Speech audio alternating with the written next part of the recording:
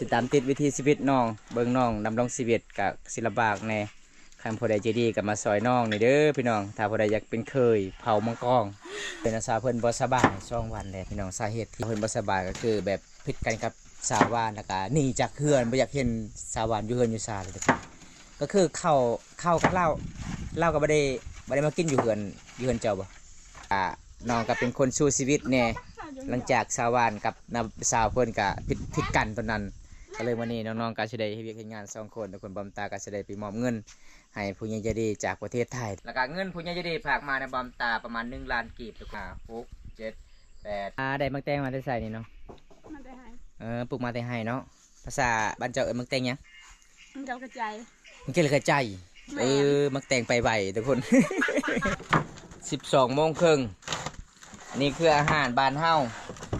มีมักน้ำเตามาเด้อมากินข้าวนำกันเด้อสวัสดีมาเด้อ FC มากินข้าวนำกัน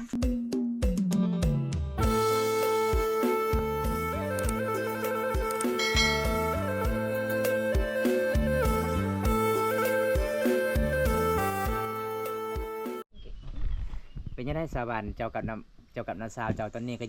ยังเว้ากันอยู่บ่หรือว่าอยู่ภายอยู่มันเว้ากันแล้วดีขึ้นเลยบ่เรายอมเจ้าหรือว่าเจ้ายอมเรา ฮะเรายอมเจ้ายอมแล้วเนาะแบบมันมานอนเฮือนเข่าตลอดเด้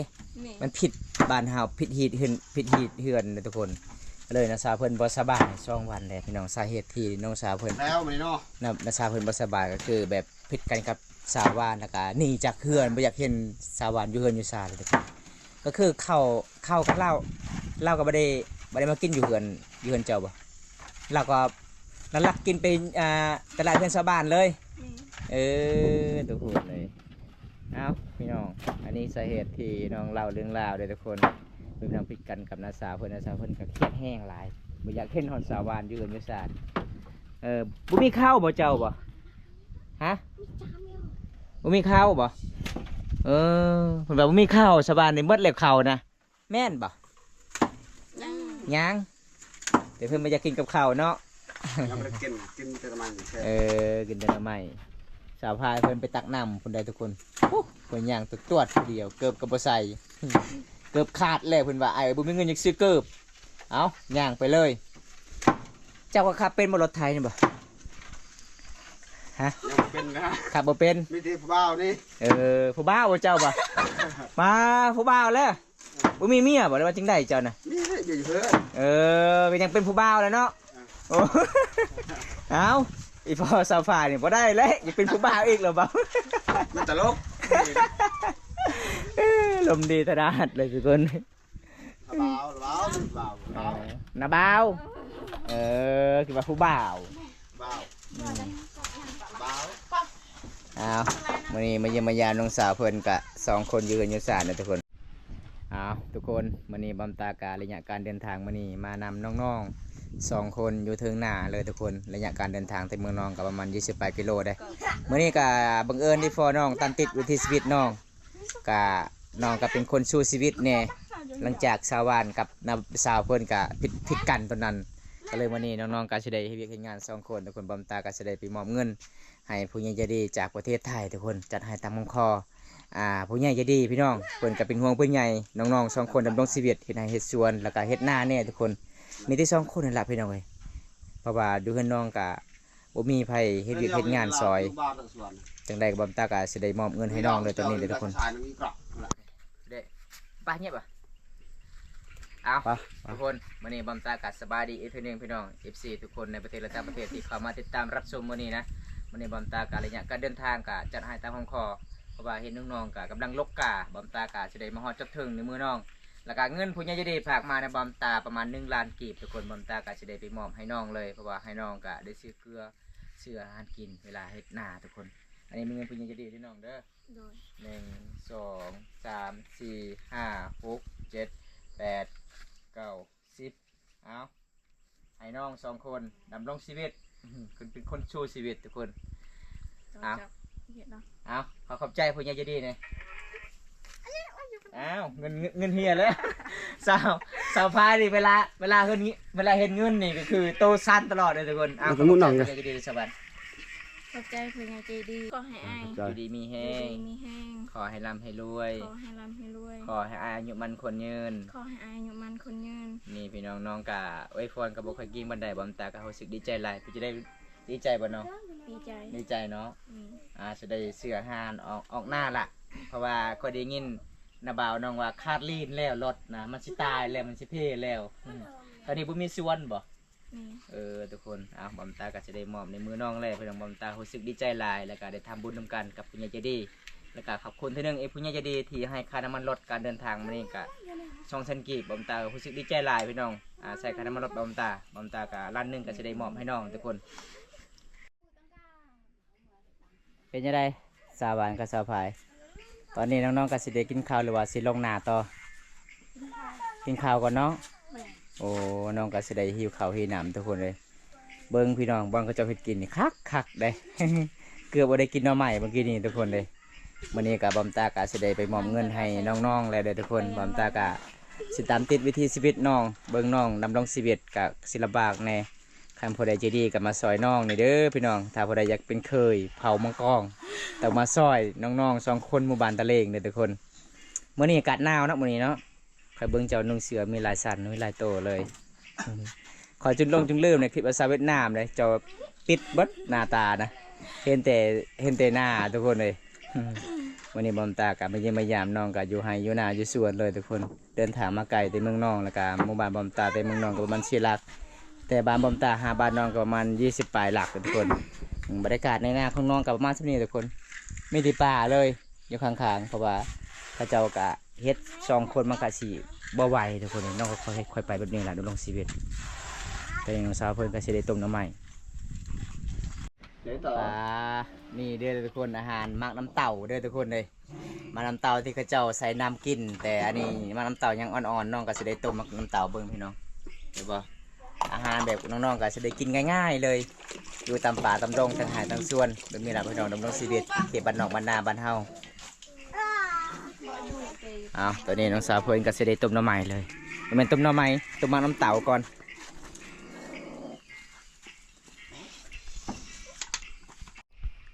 ปลาได้มักแตงมาได้ใส่นี่เนาะ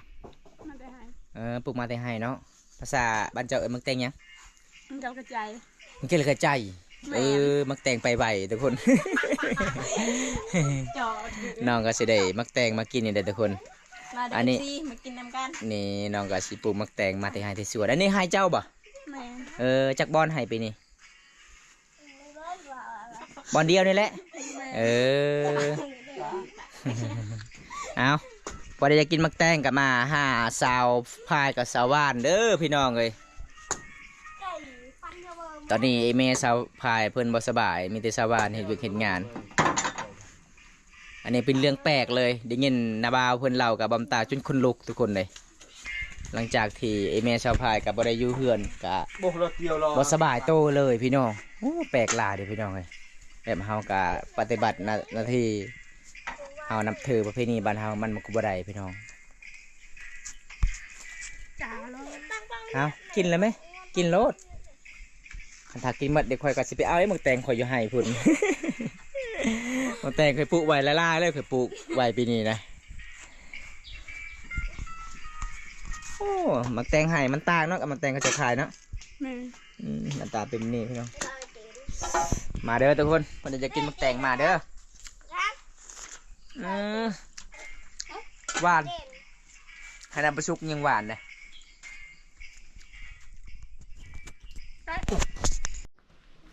ปลาจับอีกเนาะโอ้มือผู้สาวนี่เก่งเลยทุกคนเลยบ่ไหวอีกเลยเอาตอนนั้นก็เห็นจะจับเลยหมอนะ จะจับเบิ้ง บ่ข่อย ม ผู้ อนเด้ ข่อยผู้บ่าวเนี่ยจับบ่ได้ผู้สาวนี่ผู้สาวงามเขาบอกจับยังก็ได้อันนี้อาหารน้องเอามาน้ำเต่าแล้วก็มาต้มเลยทุกคนกินอาหารบรรยากาศยามตอนเที่ยงแบบหน้าของน้องกับหน้าเซบุมีป่า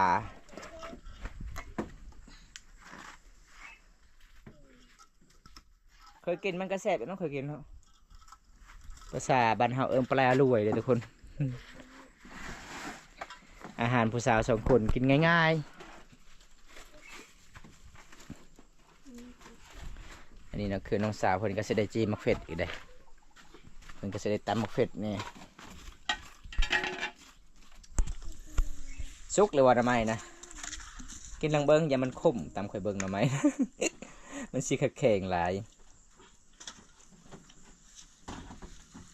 ขยันเนาะนะบ่าวเจ้าเนาะสวัสดิ์เบิ้งนี่เราเฮ็ดกระยังกระตาเนี่ยยังบ่ทันได้แล้วเลย3 อัน 4 อันผู้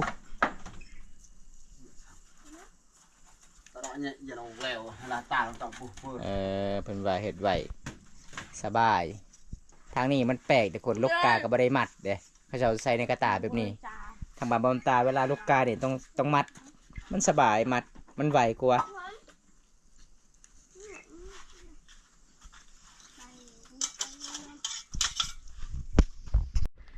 มันแป้งน่ะเกลือมันยังจะเห็นน่ะไปนัวเลยเนี่ยจะบอกมันจะเอิญนะอันนี้บ้อยบ้านคอยเอิญนั่น ต้องเนี่ยต่างเลยจ้า ในแป้งหนัวนะป่ายมีอะไรเหรอ เพื่อนสิหายได้ทุกคนเลยนี่เห็นบ่ โกกัมปิล มะเขือก็มีเป็นว่าบ่มีมะเขืออีกได้โอ้เป็นว่าจะกินส้มก็มีมะเขือ ที่บ่อยอ้าย อันนี้แหละจะบอกว่าไปนัวอันนี้เกลือเขาเขียนอยู่นี่เกลือทิพย์เขาเขียนอยู่นี่นะ ตาจากาไม่น่ากาจก เราใช้นี่ลาเลย เราจะไม่ร้าย เออ เอาไปลูกเอาลูกเอาไปมันเกลือ มันเกลือ ไปกันลูกเอาไปเอาไปเลย เอาเมื่อยเลย ไปเอาอยู่เฮือนพุ่น อ้าว แล้วดรามาตัวนี้แล้วว่าให้ไปเอาไปนัวจะเปล่านะ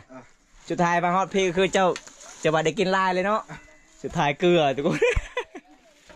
โอ้ยจะหัวคักเลยนะบาพุ่นเบาไปสลาว นี่จะขับรถไทยปะรถไทยไปอยากเข่าเมื่อย ลูกจะไม่ได้เมื่อยเพื่อน ชาวบ้านเพื่อนก็จะได้ตำแจ่วนาบ่าวเพื่อนก็จะได้เฮ็ดเชือกแบบบ่มีเงินไปซื้อในเมืองเพื่อนก็จะเฮ็ดเชือกมัดกระตาสบายดำนาลกกาใส่อยู่ดีบ้านหนึงเขาเจ้าลกกาเขาเจ้าก็บ่ได้มัดเด้อทุกคนเลย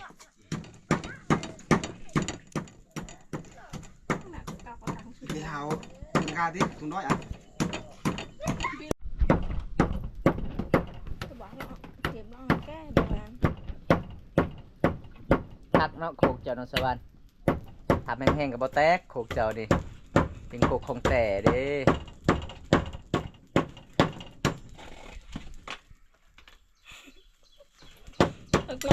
เอาไหนมักแตงก็ตามไปเลยนะกินแสบเบิ่งพี่น้องคือเยี่ยมสากคือสร้างเหยียบเด้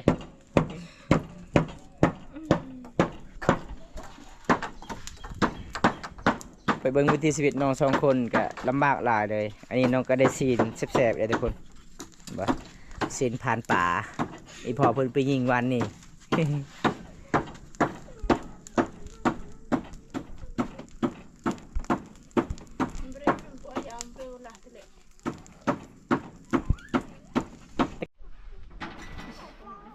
มันสุกเลยบ่สวรรค์กินลองเบิ้งถ้าบ่สุกเจ้าก็ต้มต่ออันนี้เจ้าดมตลอดเจ้าก็บ่ฮู้เด้อันนี้ก็คือน้องก็สิได้กินข้าวพอฮอดเวลาประมาณ 12 โมงครึ่งเลยเด้อทุกคนเลยโอ้ได้กวางใหญ่เนาะโอ้ในพานนี่เก่งขนาดเด้อเพิ่นได้มีอาหารแซ่บอีกเด้ มันได้ห้องได้หรอ มักแล้ว มันได้เฮิงอีจ้าเหรอ ไอ้ดูหน่อย กระจายละหัน เอาทุกคนตอนนี้น้องๆก็จะได้กินข้าวเที่ยงนะเดี๋ยวพี่น้อง 12 โมงครึ่งนี่คืออาหารบ้านเฮามีหมักน้ำเตามีหน่อไม้ต้มหน่อไม้แกงแล้วก็มีอาหารซีนนี่แซ่บเลยทุกคนเลยใครอยากกินกับสาวานสาวผาก็มาเด้อมานำน้องอยู่เที่ยงหน้านี่เพิ่นก็สิลกกาอีกตัวนี้อยากกินอาหารแซ่บทานกวางเพิ่นไปหาอยู่ป่าเพิ่นเด้ เพิ่นเฮ็ดแหวให้เอิ้นชี้เด้อเนาะ มาเด้อมากินข้าวนำกันเด้อ สาวาน มาเด้อ FC มากินข้าวนำกัน นี่เอาแซ่บตรงกลางพี่น้องเว้ย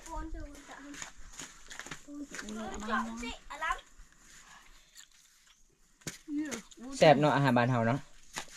กินง่ายแบบง่ายกินง่ายอยู่ง่ายเด้ อันนี้น้ำไม้บ่งไม่น้ำไม้ไหลเด้อทุกคนแซ่บเลยขอเบิ่งจะกินเนาะ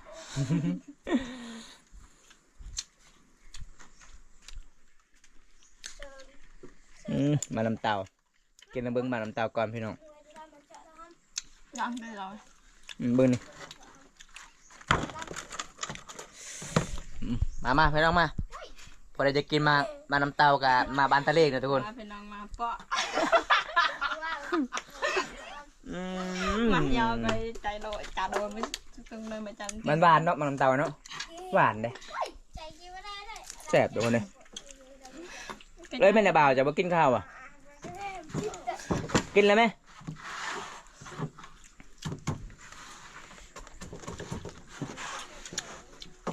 ได้ ลำ เลย ได้ไปลำจัดเลย อ่ะ จัด กินโอ้แซ่บทุกคนมาน้ำเต่ามันเป็นสีหวานๆเนี่ย จัดเลย เอาทุกคนหลังจากที่น้องกินข้าวกินน้ำแล้วก็คือน้องก็สิได้เกี่ยม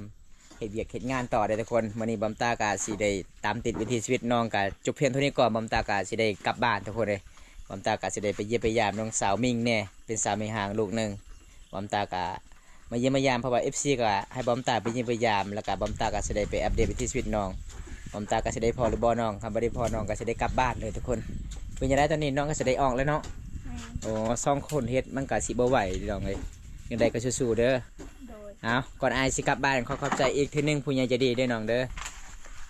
ขอบใจพญาเจ็ด น้องแม่เจ้านี่ผู้นี้ได้บอกเป็นตอนนั้นนะ เข้าแล้วแม่เป็นยังเจ้าน่ะคือออกอีกเอาก่อนอายสิกลับบ้านขอขอบใจก่อนผู้ใหญ่ใจดีเอาเละเตะล่ะ เจ้าตรังเนาะ ใช่ วันขอบใจพญาเจดี จากฝั่งไทย จากฝั่งไทยขอให้อายุดีมีแห้งขอ ขอให้ร่ำให้รวย ขอให้อายุมันคนยืน นี่ ขอ ไอ้ยังพูดตลอดสวรรค์บ่บอกบ่ทุกคนน้องก็สิได้เฮ็ดเวียกต่อเวลาน้องกลับบ้านประมาณจักโมง 4 โมง 4 โมงแรงย่างเอาแล้วเนาะรถก็บ่มีเอาไอ้ายก็สิได้กลับบ้านก็ได้อน้องเด้อ โดย โอกาสหน้ามีเวลาว่างไอ้ายก็สิได้ไปเยี่ยมไปยามกันไหมบ๊ายบาย FC เนี่ยบ๊ายบายเอาทุกคนตอนนี้บอมตาก็สิได้ปิดคลิปไว้ซะนี้ก่อนนะทุกคนหลังจากบอมตาไปสะพานบุญให้ผู้ใหญ่ใจดีจากประเทศไทยบอมตาก็สิได้กลับบ้านแน่ย่างแต่หน้าของน้องฮอดบ้านน้องก็ประมาณ2 หลักบอมตาก็สิจัดให้ตามคำขอเลยทุกคนบอมตาก็สิปิดคลิปไว้ซะนี้ก่อนพอได้ครับชมคลิปอะไรก็อย่าลืมฝากกดไลค์กดแชร์กดติดตามฝากเป็นกำลังใจบ่าวบอมตาเฮ็ดคลิปตอนต่อไปเด้อพี่น้องคลิปหน้าพบกันใหม่พบกับคำว่าสวัสดีครับบันสวนบ๊ายบายไปกันเด้อ